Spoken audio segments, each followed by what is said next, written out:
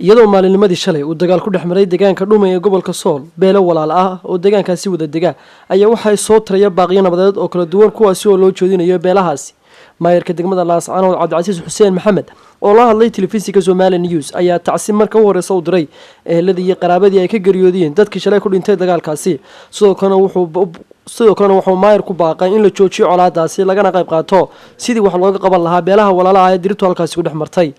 Bismillahir Rahmanir Rahiim.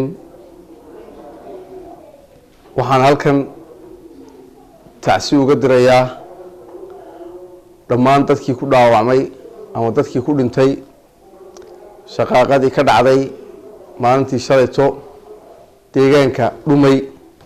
waxaan leeyahay intii dhimatay ilaahay u naxariisto, intii dhaawacantayna ilaahay u boogadheeyo. waxaan labada beelood ugu baaqayaa in nabadgelyada ay ilaaliyaan, in caqliga ay shaqeeyo, in dagaal cidun baa ku dhimatay cidna kuma dhalato, in caqligu shaqeeyo. waa laba beelood oo walaalaa, waa laba beelood oo muxuu ahaa daris wadaaga, waa laba beelood oo abtiyo wiilkiya.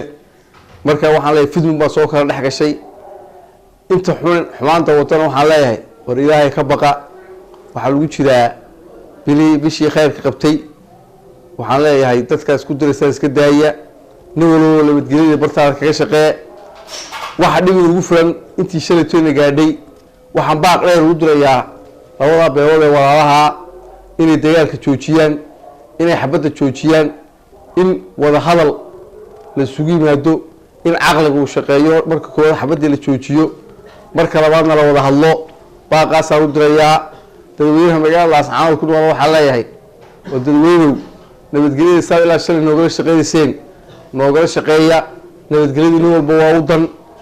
dowladdu diyaar waxa u tahay in meeshii dhib ka dhacdaba ay wax ka qabato. insha Allah waana laga qabanayaa.